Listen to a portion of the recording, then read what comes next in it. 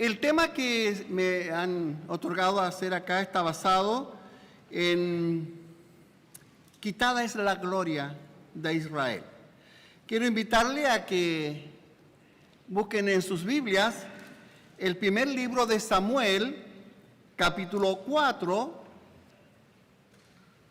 Primer libro de Samuel, capítulo 4.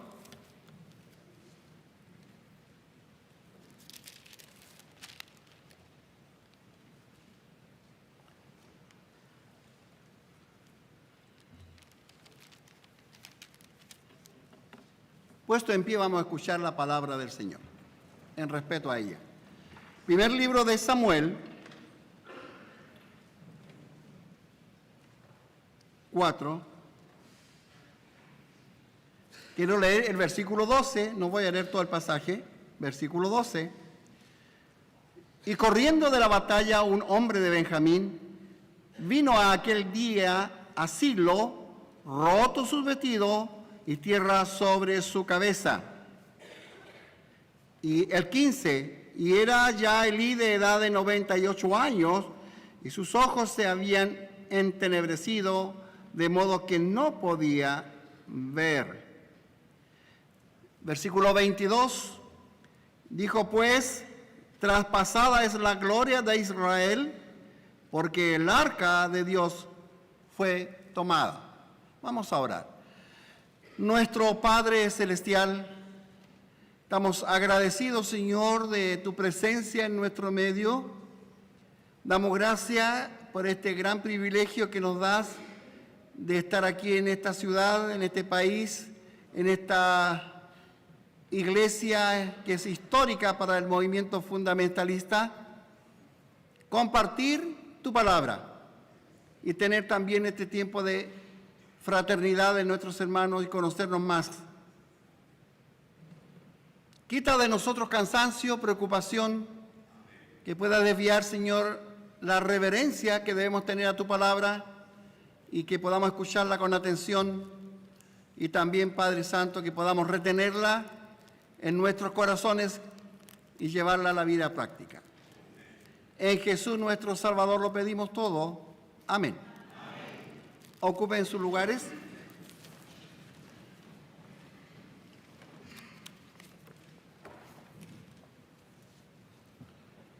Quitada es la gloria de Israel.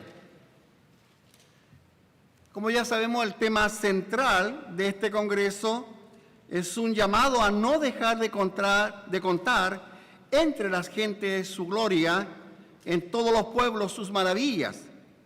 El tema que a mí me ha tocado presentar está basado en la historia de Israel, cuando el juez y sumo sacerdote era Elí, y sus dos hijos, Ofni y Fines, eran los sacerdotes. Esta historia es muy trágica porque termina con la gloria de Israel quitada por los filisteos. Entre paréntesis, la gloria de Dios estaba representada en Israel por el arca del pacto. ¿Por qué Israel llegó a este punto? Para entender su derrota debemos mirar hacia atrás en su historial.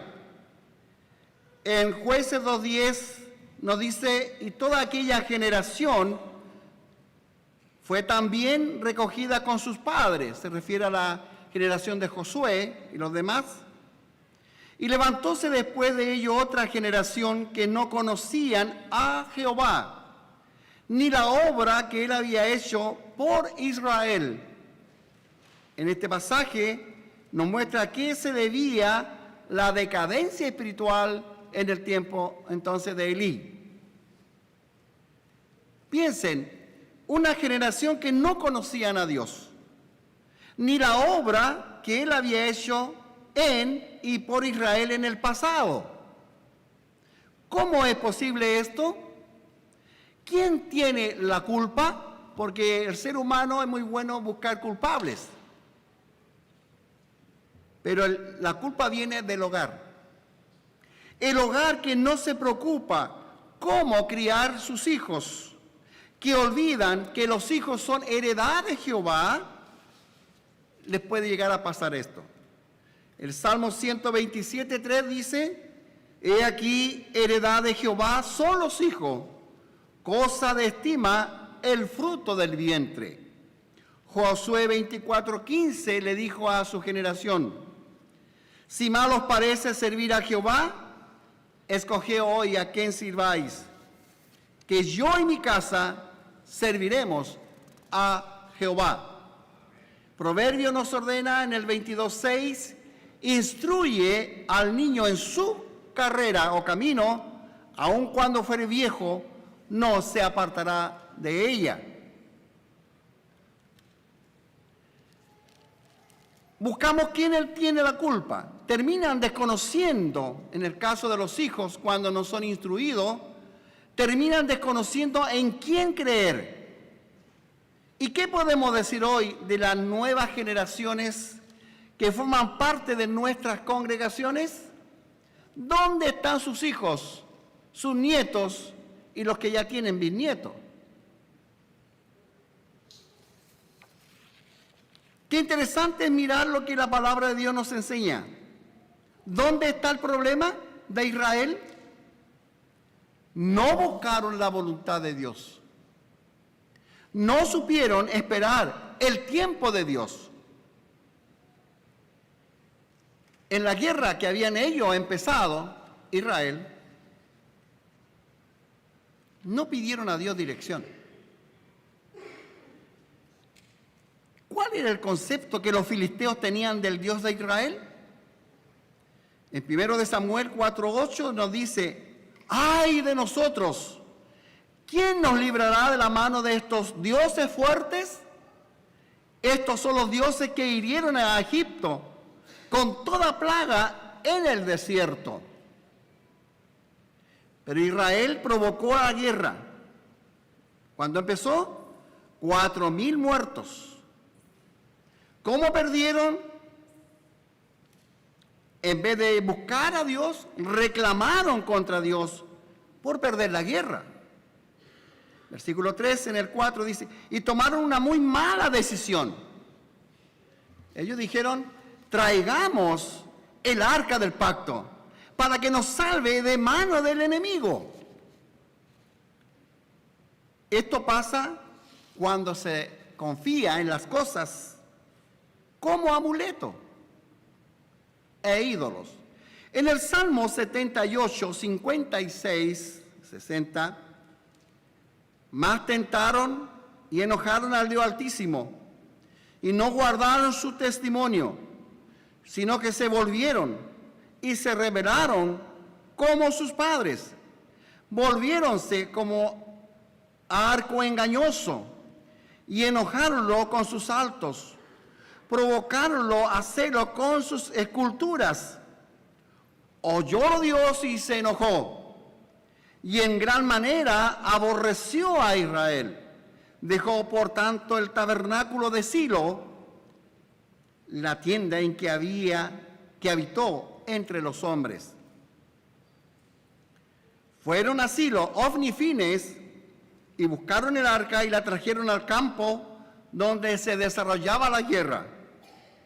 ¿Quiénes eran estos hijos de Elí?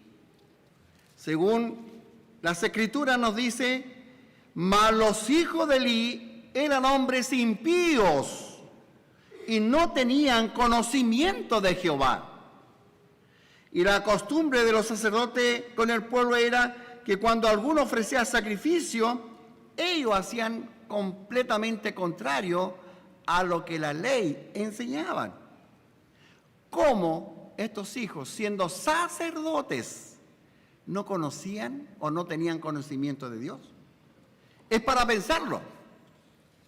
Y es interesante. ¿Quién era Elí? Conocemos y sabemos que este anciano era el sumo sacerdote, un padre permisivo, sin carácter, para frenar la maldad de sus hijos. Nos dice en 1 Samuel 2:22, Elí empero era muy viejo y oyó todo lo que sus hijos hacían a todo Israel, y cómo dormían con las mujeres que velaban a la puerta del tabernáculo del testimonio, y díjoles: ¿por qué hacéis cosas semejantes? Porque yo oigo de todo este pueblo vuestros malos procederes. No, hijos míos, porque no es bueno la fama que yo oigo, que hacéis pecar al pueblo de Jehová. Si pecare el hombre contra el hombre, los jueces le juzgarán. Mas si alguno pecare contra Jehová, ¿quién rogará por él? Mas ellos no oyeron la voz de su padre. Hollaron los sacrificios de Jehová. Pero Dios había dicho ya en el capítulo 3 de 1 de Samuel, aquel día yo despertaré contra Elí todas las cosas que he dicho sobre su casa. Y comenzando acabaré también y mostraré que yo juzgaré su casa para siempre por la iniquidad que él sabe. Porque sus hijos se han envilecido y no él los ha estorbado, no los ha corregido. El carácter débil de Elí no pudo impedir que los hijos sacaran el arca del pacto. Hermanos, cuidado con las emociones, que a veces nos emocionamos mucho con algunas cosas y eso nos puede traer muy malas consecuencias. Si no sabemos controlar, es mejor no hacer. La derrota era una clara evidencia de que Dios no estaba con ellos. En Números advierte a Israel anticipadamente: no subáis, hablando de una guerra, porque Jehová no está en medio de vosotros. No seáis heridos delante de vuestros enemigos, porque el amalecita y el cananeo están allí delante de vosotros y caeréis a cuchillo, pues por cuanto os habéis retraído de seguir a Jehová, por eso no será Jehová con vosotros. El concepto que tenían los israelitas se asemeja mucho a los filisteos. Superstición. Ellos creyeron que llevando el arca, la guerra iba a estar ganada. ¿Qué pasa en nuestros días? ¿Qué sabe usted de Dios, de su Dios que dice creer? ¿Tiene conocimiento suficiente de Él? ¿Qué concepto tiene usted de la Biblia? ¿Es para ti la Biblia la palabra de Dios? ¿O la usas como amuleto? ¿Es posible usar la Biblia como amuleto? Sí. Yo he escuchado y he visto hermanos y hermanas que me dicen: pastor, yo siempre tengo la Biblia abierta en el Salmo 91. Pueden tener abierta la Biblia, pero al lado en su cama están pecando. ¿Solo el Salmo 91 es la palabra de Dios? ¿Cuántas veces algunos usan una crucecita colgada aquí? Porque esa cruz es de Cristo y la va a proteger. Cuidado, cuidado hermanos con usar cosas religiosas como amuleto. Cuidado. ¿Cuál fue el resultado de esta batalla? Pelearon pues los filisteos, Israel fue vencido. Y huyeron cada cual a su tienda y fue hecha muy grande mortandad. Pues cayeron de Israel 30,000 hombres de a pie, y el arca fue tomada, y muertos los dos hijos de Elí, Ofni y Fine. Interesante considerar, como dice el pasaje, Israel fue vencido, una gran mortandad, el arca fue tomada por los filisteos, y estos dos hijos malvados muertos. El juicio contra la casa de Elí se cumplió. Dios había dicho en 1 de Samuel 2:34: y te será por señal esto que acontecerá a tus dos hijos, Ofni y Fine. Ambos morirán en un día. Llegan las malas noticias a Silo. Un fatal resultado. Un hombre de Benjamín, con sus ropas rotas, trae la mala noticia. ¿Cómo lo recibe el pueblo? Toda la ciudad y se gritó y se les desfallecía el corazón. La captura del arca fue un tremendo juicio contra Israel y una segura señal del ardiente furor de Dios sobre Israel. Jeremías 7:12 nos dice, ¿qué dice? ¿Quién lo tiene? Edison Correa, ¿dónde está?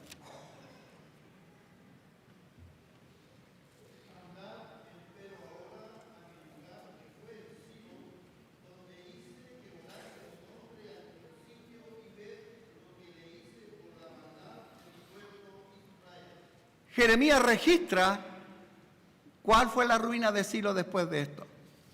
Vayan a mirar, ¿qué pasó con ellos? Qué tremendo golpe fue para el anciano Elí, de 98 años. Su corazón estaba temblando a causa del arca. Al escuchar que el arca fue tomada y ahora estaba en manos de los enemigos, se desplomó de un infarto y al caer se desnucó. Versículo 18. Otro relato melancólico al mismo día. La mujer de Fines estaba pronto a dar luz.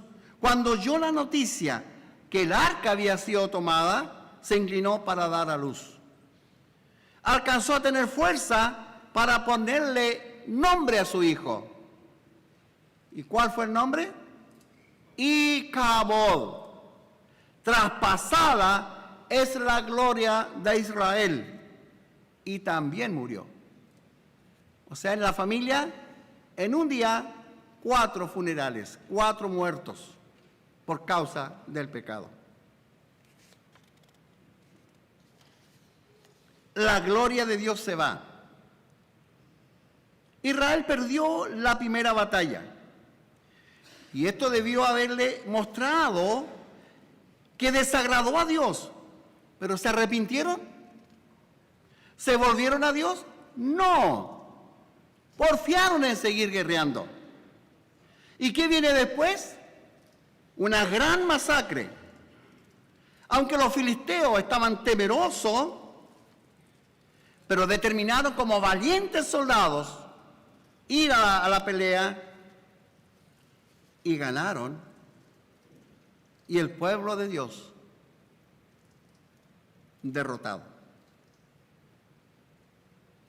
Una gran aflicción. El clamor de la ciudad despertó la curiosidad de Elí y sin duda esperaba él el cumplimiento de lo que Dios le dijo a Samuel. Cuán importante recordar ese pasaje que menciona acá. Yo honraré a los que me honran. Yo honraré a los que me honran. Israel huyó, recuerden, mataron a muchos, los hijos de Elí muertos, el arca del pacto tomada, ahora también Elí muerto, recuerden. Quitada es la gloria de Israel. Si escuchamos Éxodo, capítulo 40, 34 y 35, miren lo que dice Dios en esa época.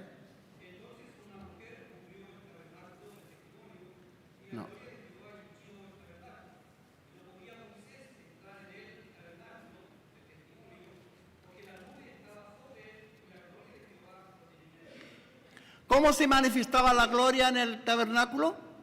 Con una nube. Y Moisés no podía entrar porque allí estaba la gloria de Jehová. Así se manifestaba Dios.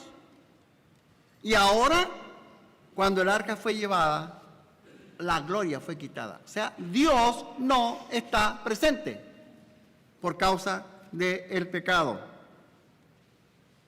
Miremos a nosotros, porque podemos hablar de historia, qué pasó con Israel. Pero ¿qué pasa con nosotros hoy día?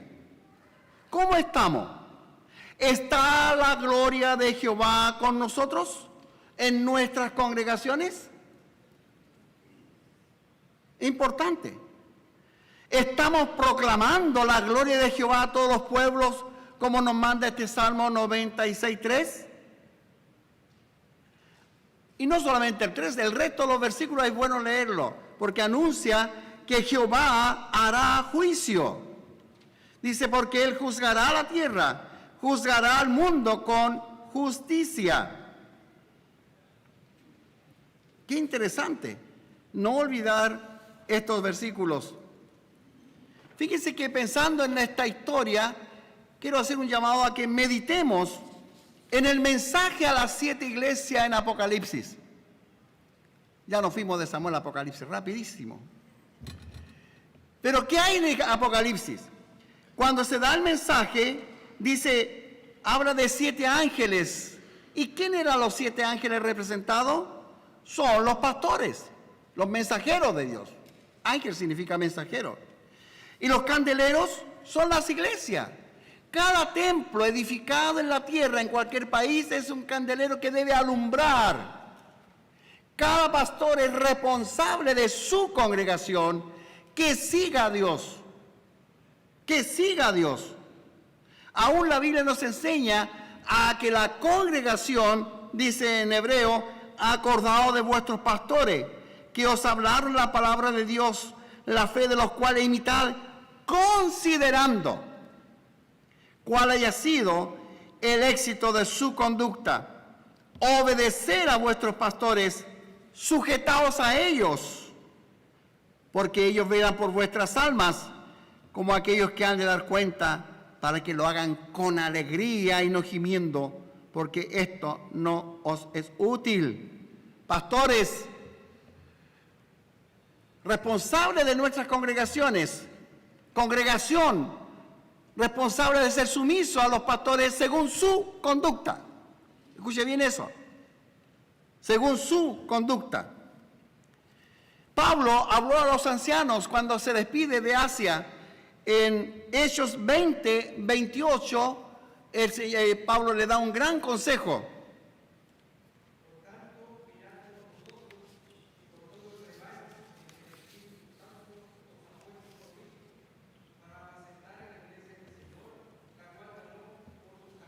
Gracias, hermano. La iglesia, ¿a quién pertenece? A Cristo. Los pastores somos responsables. Esa congregación, esas almas salvadas fueron compradas con la sangre de Cristo. Son propiedad de Cristo, de Dios. Y si no les cuidamos como corresponde, Dios pedirá cuenta a mí como pastor y a usted como pastor y a cada pastor. No olvidarlo, considerar. Ahora miramos nuestro mundo actual. ¿Cuántos templos hoy día están cerrados? ¿Cuántos de esos templos que costó sacrificio edificar en Estados Unidos, en Europa especialmente, hoy día están siendo vendidos? Sé de algunos que han pasado a ser, que fueron, primero, baluarte de la verdad. Aquí en Estados Unidos, en Canadá, en Europa. Le dieron honra y gloria a Dios allí. Hoy día son Icabod, sin gloria. ¿Cuántos templos han sido vendidos aquí mismo en los Estados Unidos que han pasado a ser museo? Otros son restaurantes o salón de baile. El lugar que fue consagrado a Dios. El mundo se deleita. Diablo, Satanás y los demonios ríen porque no fuimos fieles. No fuimos fieles. Hoy en este Congreso somos llamados a no dejar de contar en los pueblos la gloria y la maravilla de nuestro Dios. En otras palabras, evangelizar. Esto también es defensa de la fe. Hablar de nuestro Dios, que Cristo es la única esperanza para el mundo, es defensa de la fe. Y debemos hacerlo. Debemos dar a conocer a las naciones y no cansarnos, aunque nos persigan, de proclamar la orden que Dios nos ha dado. Según Ezequiel 10, 18 y 19 dice: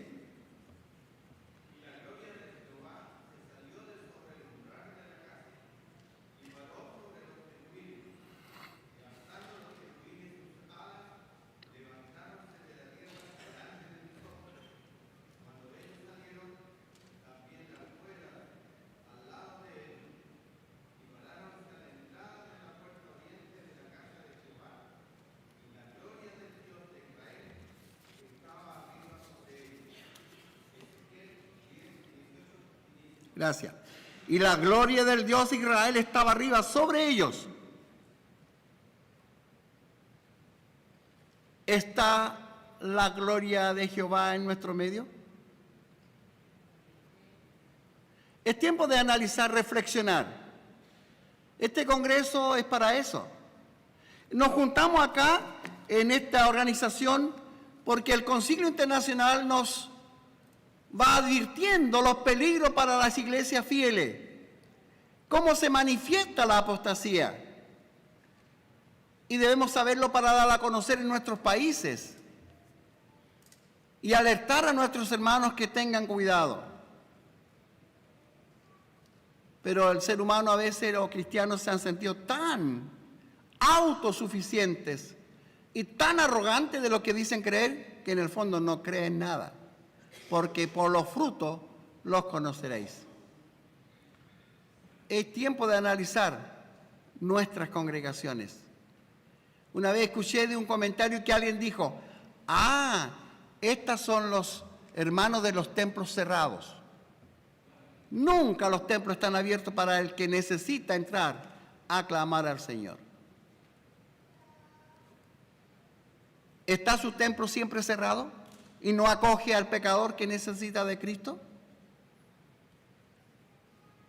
¿Cómo está nuestra fe? ¿Cómo está nuestra firmeza, nuestra solidez, nuestras convicciones? Recordando a Jeremías, les llama a Jeremías a los suyos y dice: vayan a Silo, vean allá. ¿Qué pasó? ¿Qué hubo en Silo? ¿Cuántos templos aquí podemos recorrer en Nueva Jersey y algunos estados que están ahí para la historia?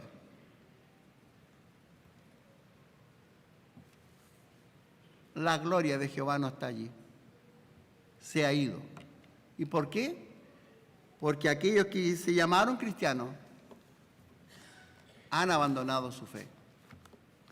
Y le echan la culpa a algunos a los templos, a las iglesias, a las congregaciones.